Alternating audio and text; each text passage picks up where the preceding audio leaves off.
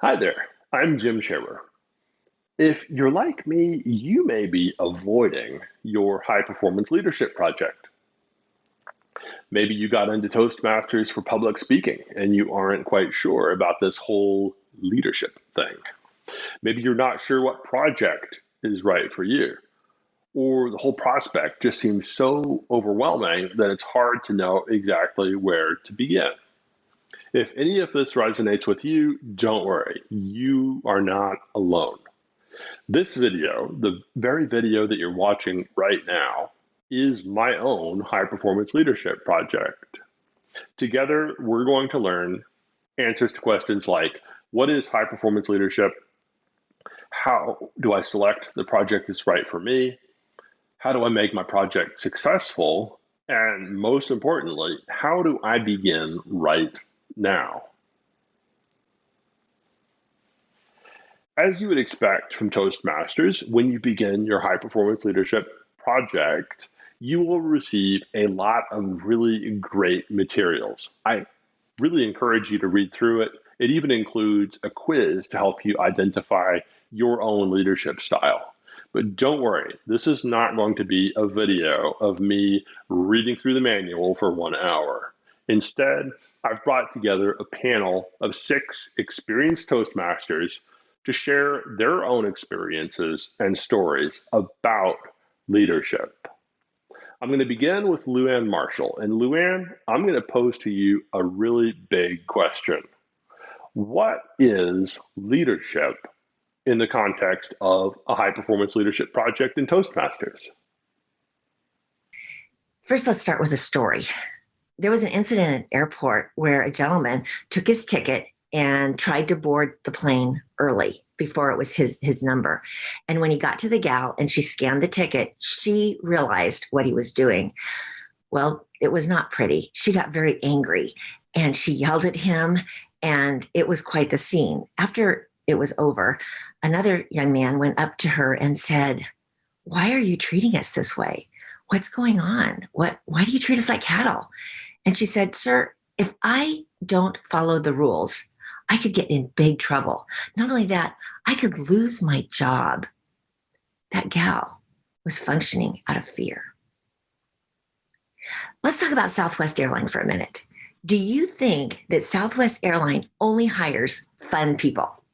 It seems that way.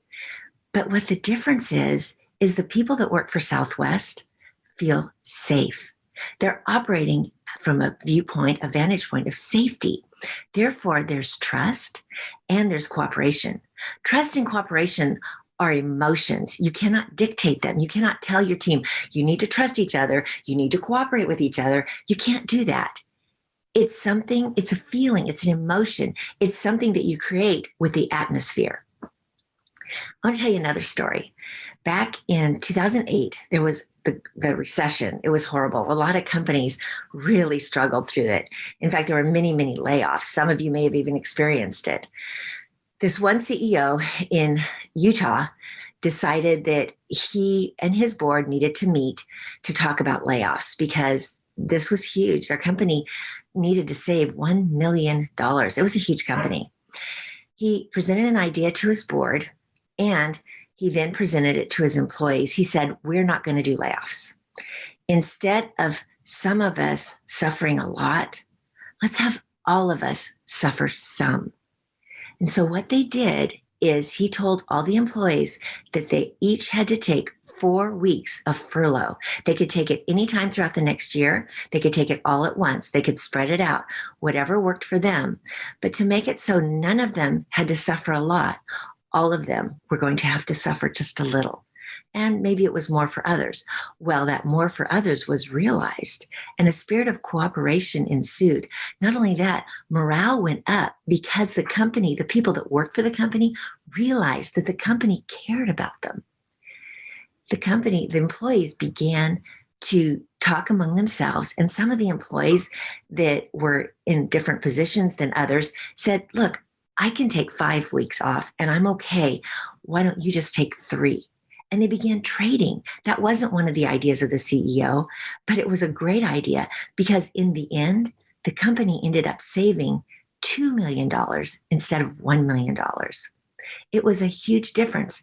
What was the difference? They cared about each other. If you're a parent, or as a parent, or as a child of a parent, you know when there's a problem in your home, you don't lay off your children. When there's a problem, when they do something that's really messed up, you don't send them away. You coach them, you help them, you come together when there's a problem and you work it out. And that's what the CEO did. The children in a home like that feel safe. No, you wouldn't send your child away, but they send employees away. And when they don't, they feel safe. And there's other things you can do to help people feel safe. One thing that I've learned from my mentor that's really huge is giving versus getting. And I've learned that it's important to give authority to those who are working with you. Give them the authority to do the job that you've asked them to do, but you still take the responsibility. Let's say I'm doing an event and I ask Sally to do the refreshments for me. I give her the authority to do what she wants. She knows the time, she knows the number of people, and she knows the budget, and I let her run with it. Now, if she's successful, she gets the credit. She's done a great job. But if there's a problem, if something messes up, then I take the responsibility and I take the blame because I'm the leader. And that way, those working with you feel safe. It makes a safe, trusting, cooperative environment. So as a leader, think about what you can do to give to your employees. Things that you get aren't as important as what you can give. Giving to your employees makes all the difference. Thank you, Louanne. Now, Louanne used the word employees in her response, but you don't need employees of your own. Leadership is something you can do anywhere. And to tell us more about that, I've invited our next speaker, Mike McVey. Mike, what makes a good high-performance leadership project, and where should I look to find one? Hi, my name is Mike McVey. I'm a distinguished Toastmaster that represents both District 16 and District 22. My goal today is to try to help expose you to multiple options for doing a high-performance leadership project to complete that step in your Toastmasters journey. Now, I have had the pleasure of completing officially 2 high-performance leadership projects, and I'm currently, in fact, I just finished a project the night before recording this that is a non-Toastmaster project for high-performance leadership. Within the next year alone, I plan to do about 4 or 5 more. What are projects that you already have to do that require other people to be involved? And if we start with that, I think it's going to be a lot easier to try to decide what kind of project you would like to do for an HPL, high performance leadership project. Now, the first thing we're going to talk about are the options for Toastmaster events. Because we are in Toastmasters, and Toastmasters is a great way to practice things and see what sticks, see what we can learn from before we take it out to the regular world. And one of the things that I believe is probably the best high performance leadership project is Toastmasters Leadership Institute, or TLI. The reasons why I like TLIs as my HPL is because, one, you get to interact with a good portion of your division or district, depending on how your district does this. And with that, you are going to get all these people involved, and you have to have enough trainers for each office. You have to have different trainers for different other sections that the program quality director would want you to do. You got to make sure that there's enough, that there's an accurate way of keeping attendance. And there's so many other things to be in charge of. And this is one reason why it's great. And it's also going to be something that everybody can see you. But that is a huge step, and it's not necessarily everybody's first project they might want to do with Toastmasters. So we're going to bring it back onto the other end. And we're going to look at contest. Now, a contest, whether it's club level all the way through district level, is something that most of us have done. Our clubs do this every year. And it used to be something that was not allowed to be used for high performance leadership project except in very specific cases. But because of pathways, this is now a very viable HPL option of organizing the contest and helping ultimately the contestants have the best chance to succeed. Going back to a little bit bigger scale, we're going to look at a conference. Hosting your annual conference for Toastmasters is a huge undertaking because it is very detailed, knowing where you're going to meet, who are going to be the special speakers, getting the catering taken care of. It's a huge undertaking that one person is not able to do on their own. Another area that is sometimes not really thought about, but I think is a great one, is whenever you're starting a club from fresh, being able to create that club and create the environment and to be able to have that track of journey, which by the way would be completely viable and be able to be utilized by other clubs all across the world, especially in your own district, of how you came to the places you came to.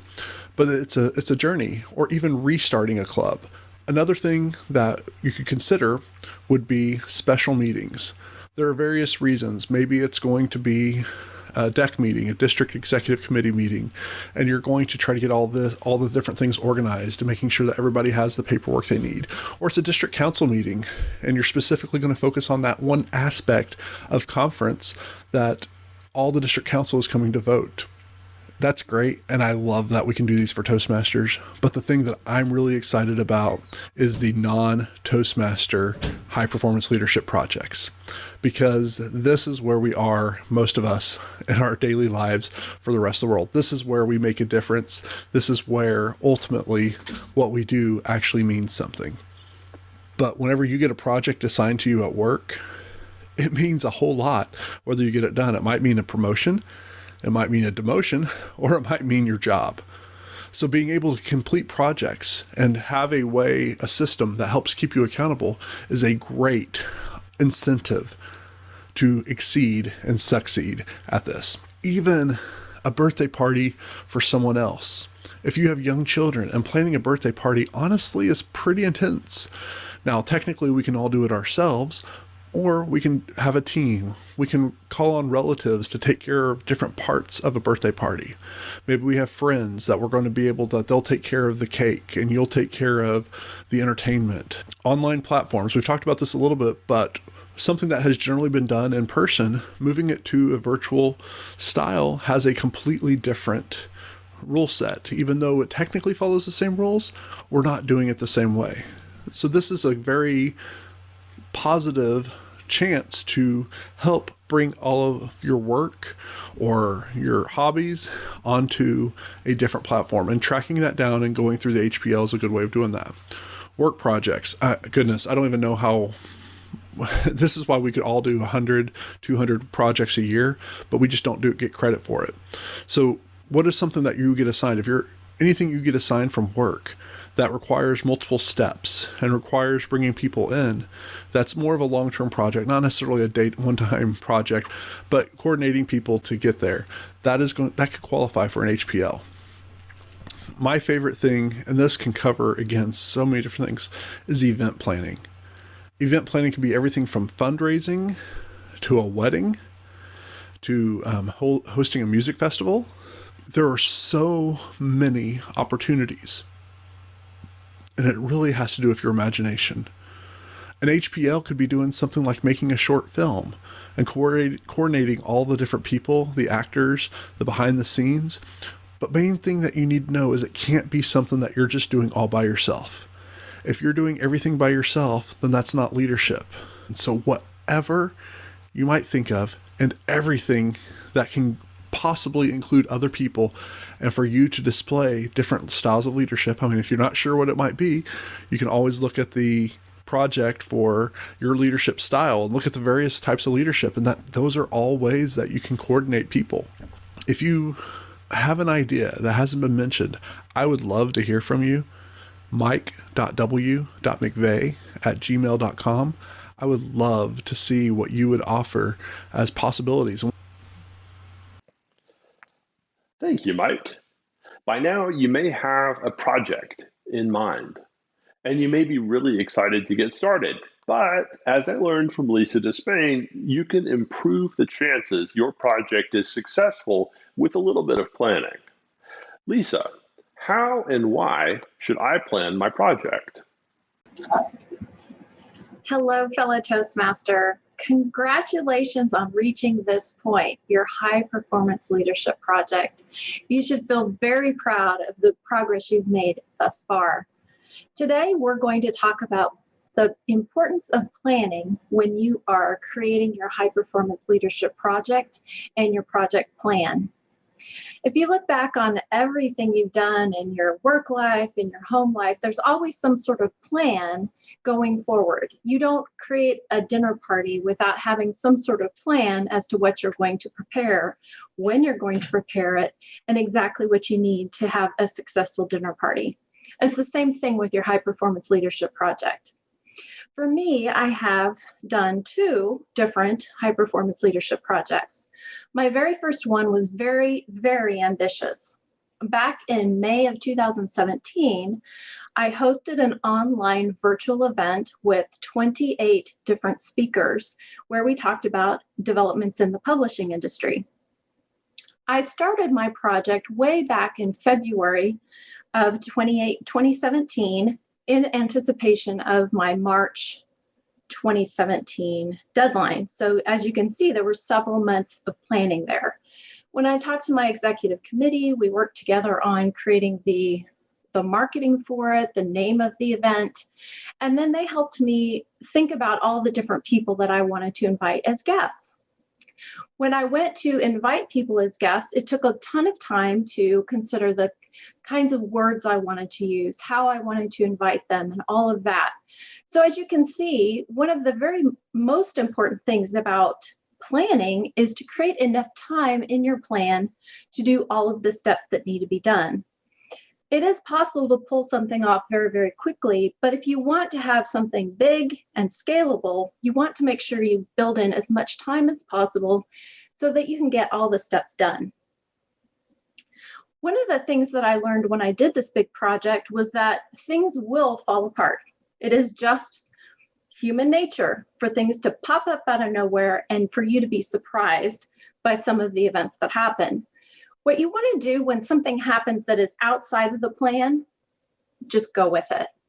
You can be as creative as you want to be when you create your plan, but then know something will go wrong, and it's okay.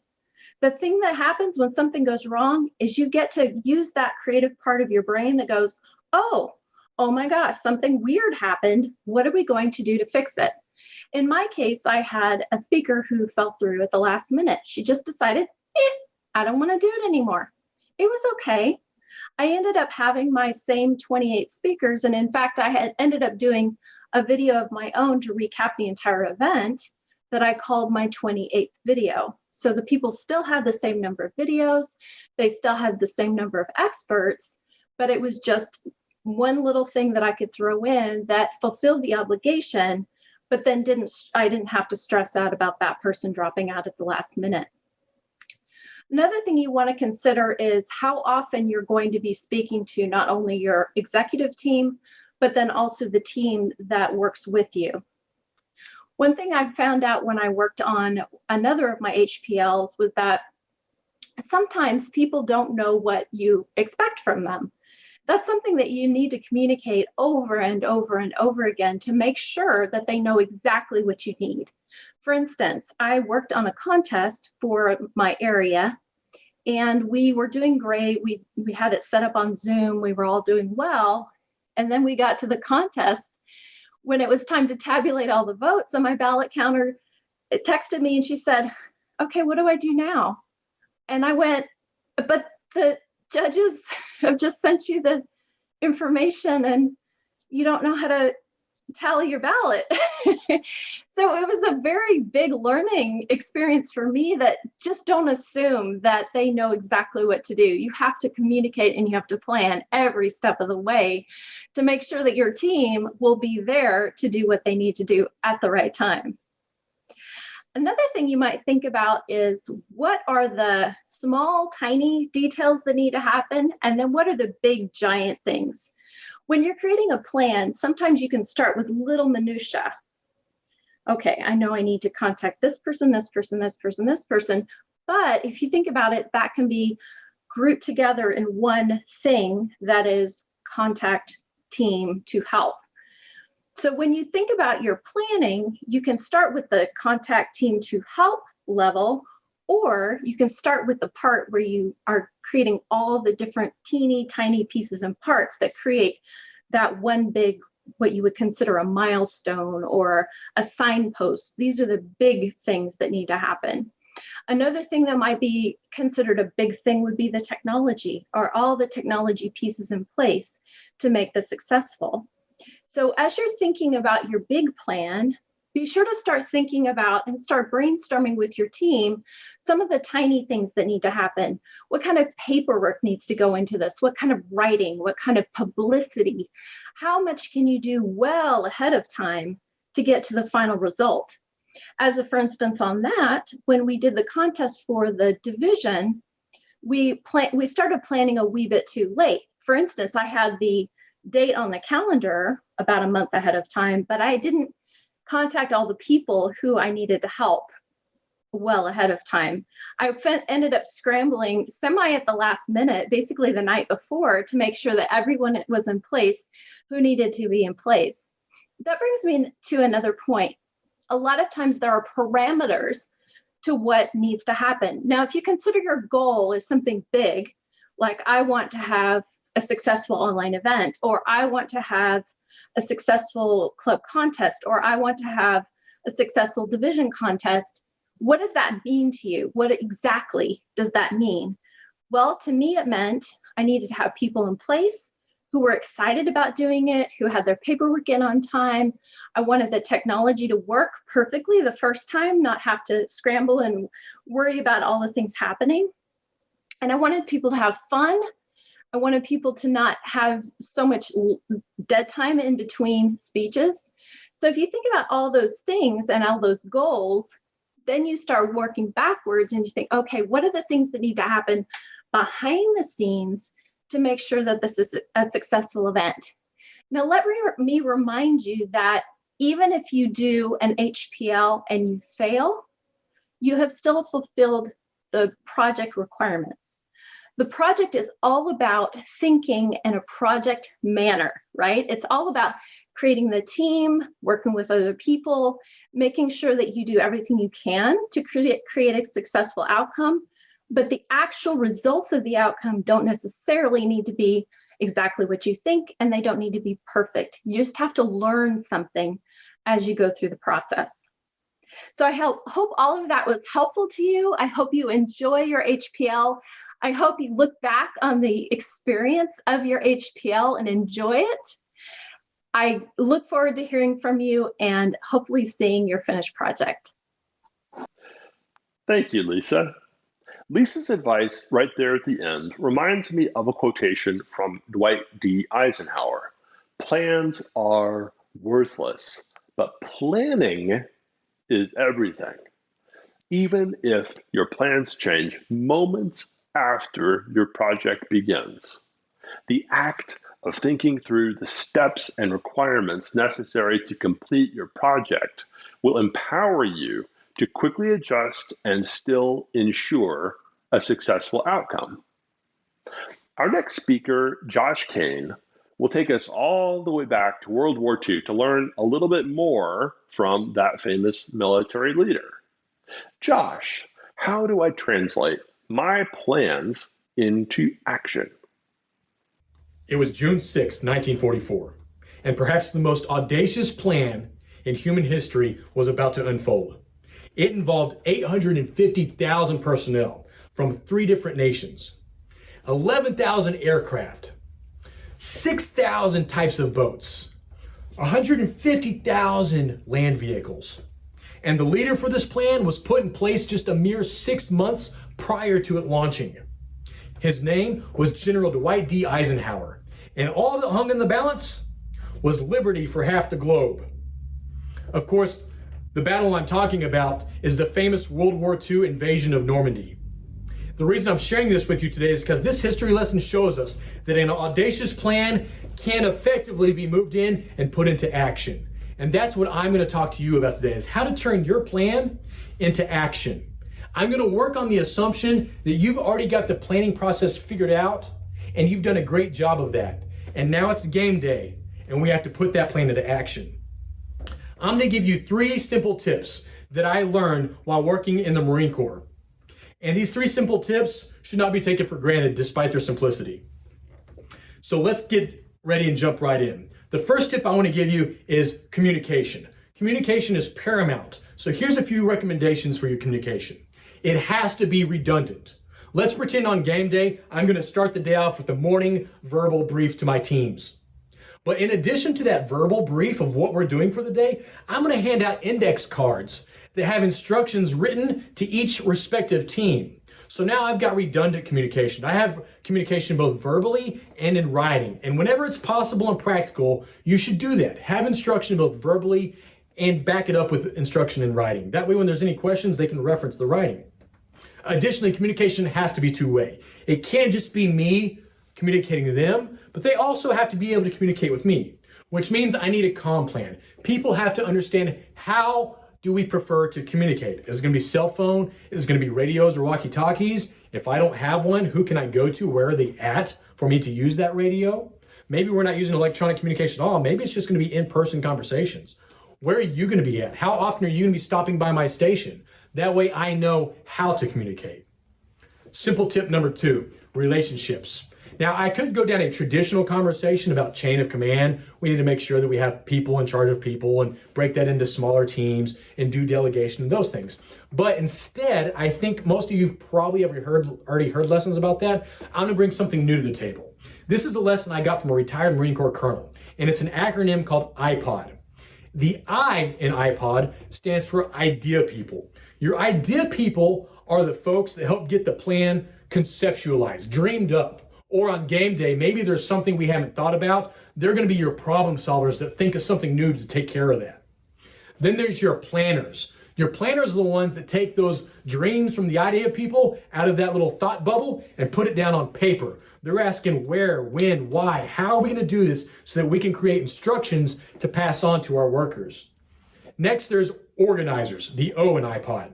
Your organizers may or may not be organic to your team, but they're going to help connect the dots. They're going to help build bridges. They're like liaisons for you often. There might be another organization separate from yours that you're partnering with. That middleman is an organizer. Your workers might be carrying away and doing their jobs, but they're going to need food brought to them. That guy that's coordinating that food and setting all that up, he's an organizer. Your organizers are not necessarily doing the direct work of accomplishing the mission, but they are facilitating and supporting those workers. Next is the D, doers. These workers I've been talking about, they are the doers. They are the worker bees. These guys are the workhorses that are out there actually putting their boots on the ground and making it happen to accomplish the mission. Why is this iPod concept so important? These roles, the IPOD roles, may overlap, and that's fine, but what's crucial is on game day, something's going to go wrong. And when you understand the iPod relationship, you know who you should go to resolve that particular problem. It might be a challenge that you need a new solution for. You're going to go to the idea people. Maybe your workers don't understand some instructions. We got to talk to the planners. Understanding these iPod relationships will really help you grease the skids on game day. When things go wrong, you know who to go to. Your third and final simple tip is resourcing your team. Now, usually we think about resourcing of giving supplies. If I use the analogy, let's say I have a person that's going to help me paint a house. I've got to get them paintbrushes and paint. I have to give them the supplies, or at least the money to get the supplies. But that's only the start. To resource your team means so much more. That person painting the house might need helpers. I might need to provide more people to them, more manpower. That is another way I'm going to resource them. The other thing that I need to think about is logistics. Does my team know when they're going to get fed or where the food's coming from? Maybe they need to use the restroom and they don't know if they can go inside the house they're painting to use the restroom. Things like that are crucial, and that is part of resourcing your team, is providing that logistical support. But perhaps the most important resource is empowerment. My team leaders need to be empowered to make decisions. They need to have the authority and the discretion to deal with challenges as they come up. If they have to stop what they're doing every time there's a question and come to me as the leader, that's really going to slow things down. I have to put good people in place and empower them so that they can move forward without having to stop every 5 seconds to get answers. You have to resource your team effectively. These are the 3 simple tips I've given you today. Communication and suggestions about it, iPod relationships, and resources above and beyond just supplies. With these 3 simple tips and the good plan that you've built, I have no doubt that you'll be able to conquer your Normandy. Thank you, Josh. Now, if you're like me and you don't have military troops that you can order around, how is it that we're supposed to find people to help us with our projects? To tell us more about that, I'd like to welcome Terry Burton. Terry, how do I motivate people to work on my project? Thank you for this opportunity, Jim. So you have listened to these highly qualified speakers. Now you may be thinking to yourself, wow, this sounds complicated. This sounds difficult. This sounds time consuming. But then you've got to ask yourself, why did I join Toastmasters? If not to change my life. So you pick up the challenge. You follow the steps that have been so articulately laid out before you. You gather a team, and there comes that day when you're sitting face to face with this team that could have done anything else with their time, but they believe in you, and they're looking now for your vision. All you need to do at this point to be a good leader is communicate your goal. Lay out the framework upon which the process will occur, and then create a metric or a yardstick upon which success can be measured. With just that effort, half of your team will pick up the challenge, put their shoulder to the grindstone, and move toward positive results. A great leader will take one step further. They will listen. They will allow the team to tell them their ideas. Add to that framework you've created. Tell you what parts they want to play, where their strengths and their weaknesses lie, how they can best benefit the overall vision and the team. Let them set the metrics for how their performance will be evaluated, and let them determine the milestones when portions of the project will be completed. Let them take responsibility. In doing so, they become stakeholders in the overall success. Now you're going to see 80% of the team working together to try and see your vision become reality. A truly successful leader will first be interested in the individual, seeing that they grow through the process of the project. A truly successful leader is measured by their heart. They're more interested in the individual than they are in the vision. Whenever I'm talking about leadership, specifically motivation, the essence of leadership, I'm always reminded of Rose. It's a person, not a plant. It was my very first role as a leader. I was given a team and responsible for closing a large retail outlet every evening. My team was mostly made up of young people, school age, but occasionally there would be an older person. And being young myself, I was a little intimidated by this. Rose was a special case. She had a big personality, was working a second job just for a little bit of extra income. But she always had this way of putting other people off. She wasn't a team player. You would assign her a task and go back later and you'd find she'd wandered off to do something totally unrelated. She always had a good reason, but the entire team began to resent her because she slowed down the process for each of them. I tried everything that I knew. My vast experience of 6 hours of business management in college had afforded me these great tools of training, redirecting. I tried everything I could think of to make her part of the team. Finally, out of frustration, I sat her down to talk to her, and I asked her, how do you get anything done at home? And her simple answer was, I sing. And I said, well, then by all means, sing anything to stay on task, to help the team overall accomplish its goals. You think you know where this is going, but you don't. That evening, as we neared closing time, I gave Rose her tasks for the evening, and I went on to complete my own tasks. Before long, and before I knew what was going on, all of us were stopped dead in our tracks as out of the blue came this beautiful booming voice singing an alto opera.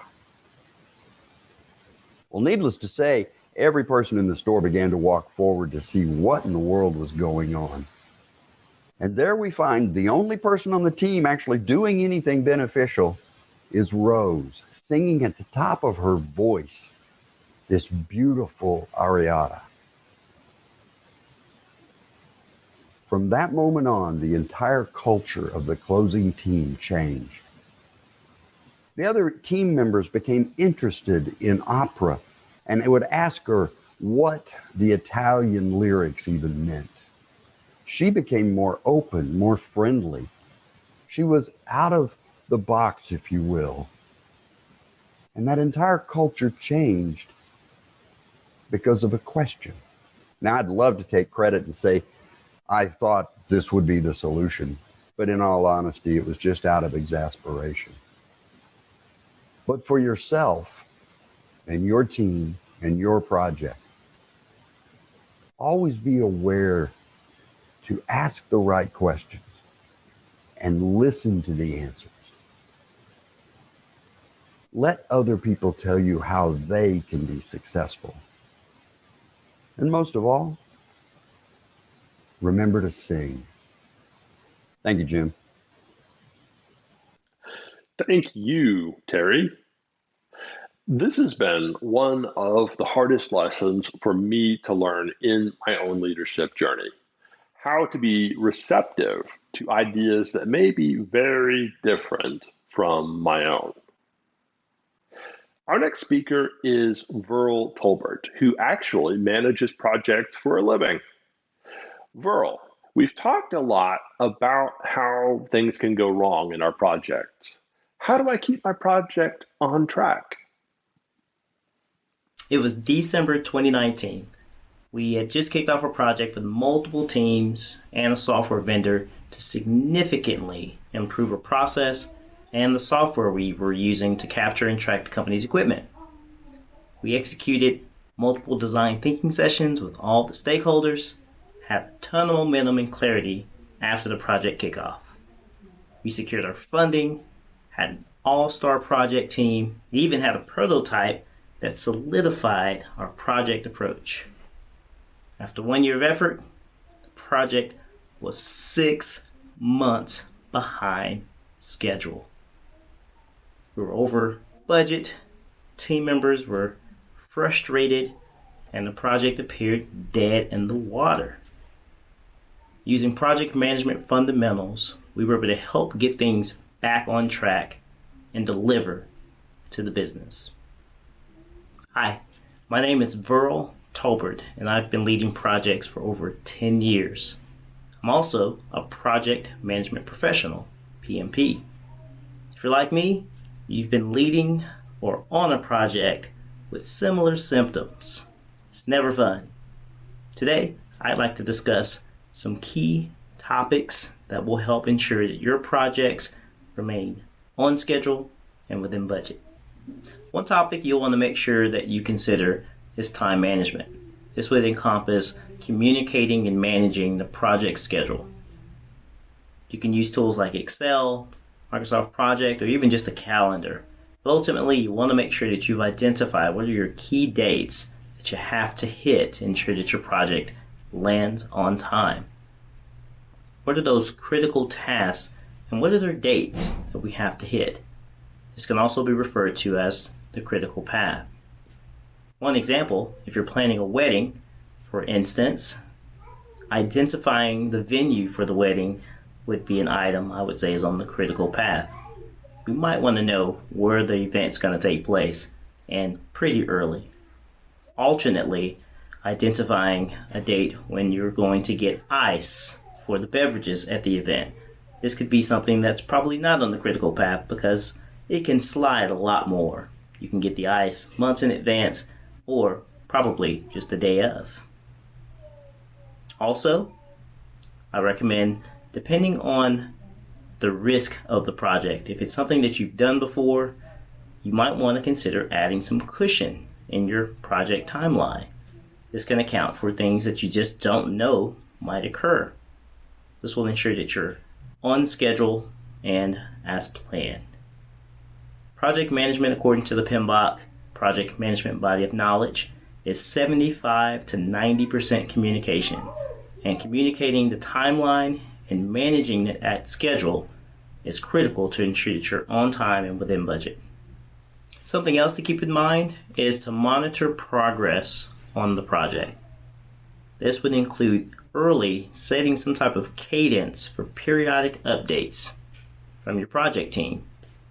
This is an opportunity for the project team to communicate any risks or roadblocks that they're identifying along the way. Expected delays, or is there project resources that are changing? Are there defects in the solution that are going to possibly impact our dates? These are things that we want to identify during this regular cadence. Project communications like this can take the form of just email. These could be a regular standing 5-minute meeting, or it could just be a formalized project update document in a PowerPoint or Word document. However you get these updates, you'll want to make sure that there's a regular cadence to help identify and document any project issues and roadblocks that come up. And the next segue to that is identifying and addressing those roadblocks and risks quickly. Identifying and addressing roadblocks, that would include logging and documenting all of these problems that are coming up while we're monitoring the progress. I recommend using an issue log, just a spreadsheet that has whatever the issue is, maybe a priority or an impact rating. How often is it and how likely is it to impact our schedule? But more importantly, a due date for when we're going to address this issue before it becomes a much larger issue. We'll definitely want to set some deadlines to quickly resolve these issues. We want to identify and leverage our project sponsors to assist with roadblocks if we need to escalate the issue and ensure that we get that resolved if we're having problems resolving it within the project team. This is a critical step to ensure that small issues don't become larger issues and larger issues impact our project schedule. Another topic to keep in mind is just that it's okay if plans have to change. The big goal is to really just control the controllables. The excitement of project management is that many things can happen. And those many things are a lot of times just plain difficult, if not impossible, to plan for. That's what makes it fun. It's okay if the schedule needs to be modified. The important thing is to communicate early and often. If the schedule needs to change, immediately identify and communicate with your primary stakeholders. In some instances, as a project manager, the value that you bring is simply, what are the options?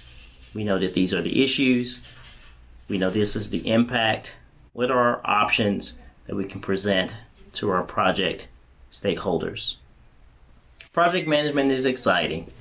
However, with these tips, you'll definitely increase your odds of delivering on time within budget. Let's review. The first topic we talked about is time management, ensuring that you've got some type of project schedule that you're following with those dates. Secondly, monitoring the progress of that project, some type of cadence of communication so that you can document and see any roadblocks. But then quickly after that, The next topic was identifying and addressing those roadblocks quickly before they fester and impact our project schedule. A tip around that was perhaps maintaining some type of issue log or spreadsheet with the issues that are coming up. And lastly, just keeping in mind that it's okay if project timelines have to change. You can only control the controllables, so control those. For everything else, we'll want to collaborate with the team and adjust as needed. Thank you, Vearl. While I don't do project management all the time, this really resonated with my own experiences.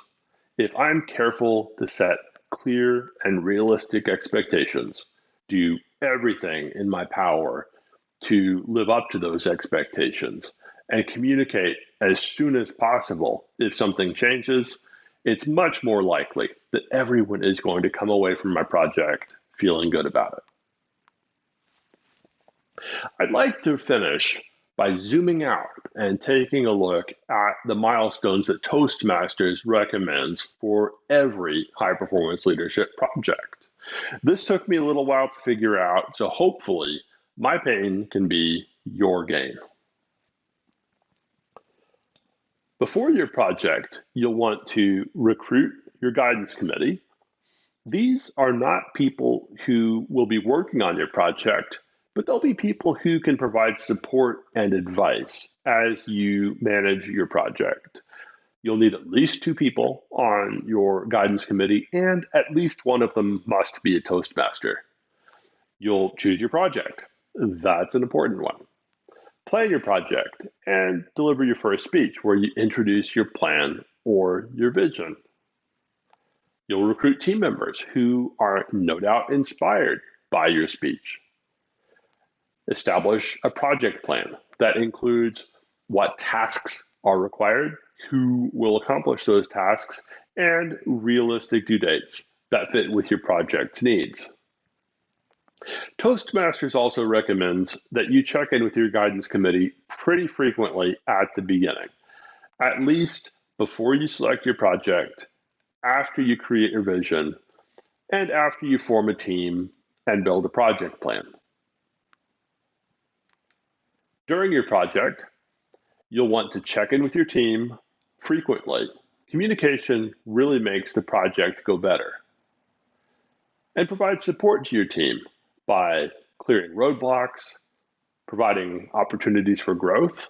Maybe a team member wants to learn a new skill as they go about the project. In fact, I'm learning how to edit videos right now. And perhaps most importantly, but doesn't mean that this is going to be easy, get out of the way. Once your team has a good understanding of what needs to be done, give them some flexibility about how that's accomplished. Somewhere around the midpoint, Toastmasters recommends that you check in again with your guidance committee. And then after your project is done, be sure to appreciate your team for their hard work, do a final check-in with your guidance committee, and deliver your second speech, where you share an experience about your project. Thank you for joining me as we learned a little bit more about high-performance leadership projects in Toastmasters. I hope you feel more prepared to take on your own project. But if not, and the whole thing seems overwhelming, I urge you to focus on the next thing. Bit by bit, you'll learn a lot, and practice, not perfection, is what Toastmasters is all about. Good luck.